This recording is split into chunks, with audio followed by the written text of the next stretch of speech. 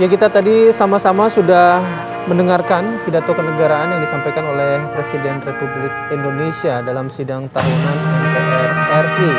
Sebelumnya juga Ketua MPR dan juga Ketua DPD menyampaikan pidatonya di hadapan sidang tahunan MPR RI dan sidang bersama DPR RI dan DPD RI. Ya, jadi memang tahun ini digelar cukup minimalis, waktunya pun juga cukup dipersingkat, di mana saat ini Presiden Joko Widodo beserta dengan Ketua MPR, Ketua DPR, dan juga Ketua DPD meninggalkan ruang sidang untuk diberikan jeda terlebih dahulu sebelum melanjutkan ke agenda sidang berikutnya, yaitu diberikan jeda sebanyak 20 menit. Nah, saat ini kita akan membahas terlebih dahulu. Tadi kalau kita mencermati bagaimana pidato yang disampaikan oleh Presiden Joko Widodo, ada yang cukup menarik, di mana menyoroti pula mengenai kebijakan pengetatan maupun pelonggaran mobilitas masyarakat yang harus dilakukan paling lama katanya 1 minggu sekali. Hal ini untuk mengikuti bagaimanakah dinamika perkembangan COVID-19 di Indonesia. Sedangkan kita ketahui bersama bahwa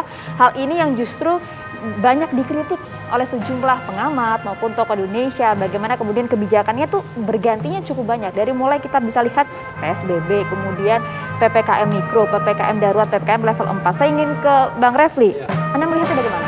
Saya buka dulu nih ya, soalnya berembun terus. Nggak apa-apa.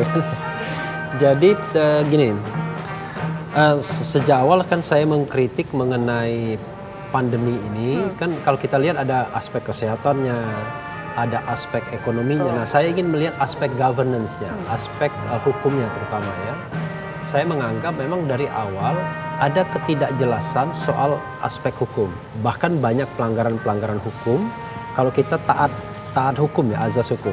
Dari kebijakan yang diambil? Ya, sebagai contoh misalnya begini. Kalau kita lihat Undang-Undang Nomor 6 tahun 2018 tentang kekarantinaan kesehatan, itu kan kita tidak mengenal yang istilah-istilah PPKM, ya, mikro, PPKM darurat, level PPKM 4. level 1 dan level 4. Yang kita kenal kan cuma 2 saja, karantina sama PSBB. Jadi apakah karantina wilayah, karantina rumah sakit, karantina rumah, atau penutupan wilayah, atau pembatasan sosial berskala besar. Tapi tiba-tiba nggak tahu dasar hukumnya apa, tiba-tiba muncul istilah baru, PPKM mikro, kemudian PPKM darurat, PPKM 1 sampai level 4 itu.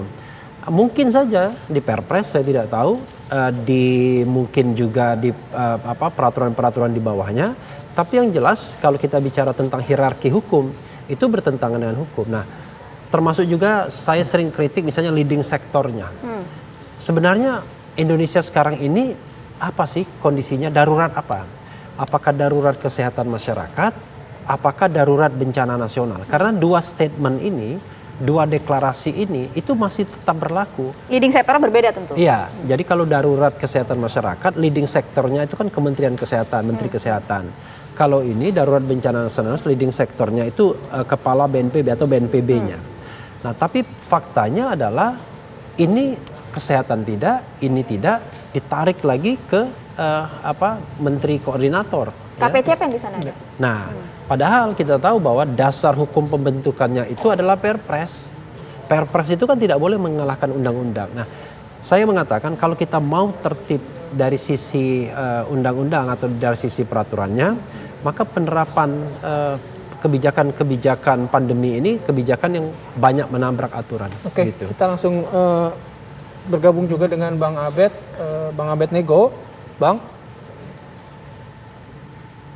Ya, tadi ya Bang Refli sudah menjelaskan atau sedikit membuka makna apa yang disampaikan tadi Pak Presiden, Bang. Kita juga sama-sama tadi sudah mendengarkan apa yang disampaikan Pak Presiden. Nah, kalau dari gambaran utuh apa yang disampaikan Pak Presiden, penanganan pandemi ini sebenarnya arahnya kemana, Bang? Tadi gas dan remnya sudah disebut di sana. Ya, kalau dilihat sebenarnya nggak berubah ya dari awal bahwa memang kita mengutamakan penanganan kesehatan. Ini berkaitan dengan keselamatan warga negara.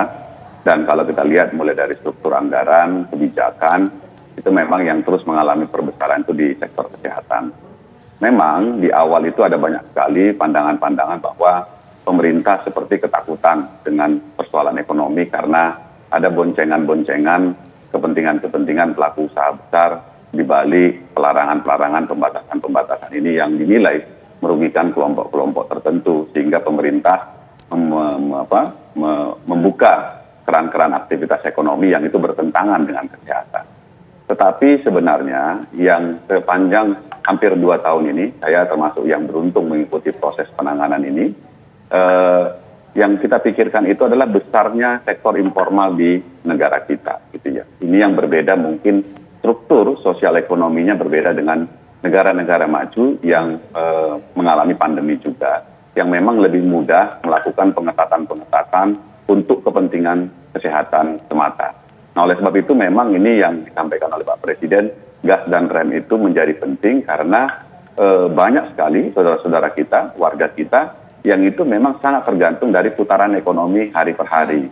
Sehingga ini memang ruang-ruang ini harus diberikan untuk itu. Dan kita tahu juga bahwa seperti disampaikan oleh Pak Presiden tadi, di dalam proses ini juga, dan ini masih konsisten dengan tahun lalu, yaitu kita harus memanfaatkan masa krisis ini untuk melakukan perbaikan-perbaikan dan upaya-upaya untuk reformasi.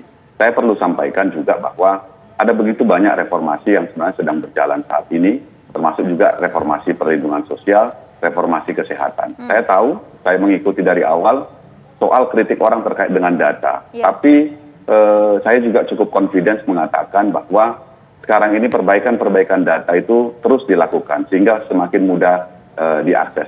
Sedikit saja misalnya kemarin Pak Presiden itu mempertegas kembali. Saya nggak mau tahu bulan depan tuh data harus sudah lebih baik dan kemudian juga lebih terkomunikasi dengan publik. Itu satu contoh. Belum lagi kalau bicara soal infrastruktur kesehatan kita ya. Jadi ini juga mengalami perbaikan-perbaikan. Jadi kalau kita lihat pemerintah dengan dukungan semua pihak, institusi pemerintah, non-pemerintah, dan begitu juga dengan organisasi masyarakat sipil, ini menunjukkan hasil. Kita tahu krisis yang baru kita lewati beberapa waktu yang lalu, yaitu masa outbreak itu, jujur saya secara pribadi itu deg-degan luar biasa.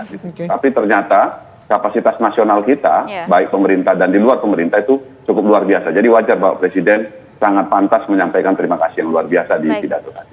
Oke, itu tadi yang sudah disampaikan Bang Refli, tadi juga mencermati bagaimana soal hukumnya. Bang Abednego tadi juga sudah menjelaskan ada reformasi struktural yang cukup signifikan dari sektor kesehatan maupun ekonomi. Terima kasih Bang Abednego atas waktunya dan juga informasinya. Terima kasih juga Bang Refli atas waktunya pagi hari ini. Kami ucapkan terima kasih, sehat selalu untuk Bang Abednego dan juga Bang Refli.